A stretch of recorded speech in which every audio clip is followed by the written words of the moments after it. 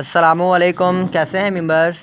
ये आपके साथ आज एक केयर शेयर करनी थी कि ये पटूनिया की पनीरी है। कोई आज से 15 दिन पहले शिफ्ट की थी। माशाल्लाह से तमाम पौधे अच्छे से चल रहे हैं। तो इसमें अगर केयर की बात करें तो सिर्फ मिट्टी है, बाल मिट्टी है और थोड़ी सी गोबर खाद, पत्तों की खाद मिक्स की थी। बात ये थी कि जो इसके पत्ते जो हैं ज़मीन के साथ टच करते रहते हैं, उनको फंगस लग जाता है, वो उससे पौधा आपका ख़राब हो जाएगा। ये देखिए, ये जो साथ लग रहे थे ये इनको फंगस लगे। हमदा इसको काट दें बेटे।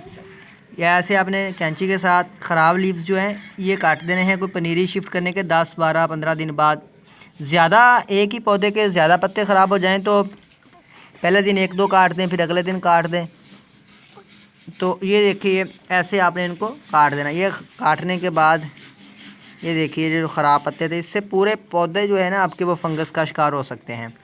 ये देखिए, ये काट दिए, शाबाश। ये देखिए, ये हमदा ने ये काट के निकाल दिया है। आपके पौधों में अगर ऐसा हो तो आप भी ख़राब जो है पत्ते वो काट के निकाल दें, इससे पौधे आपके हेल्दी रहें।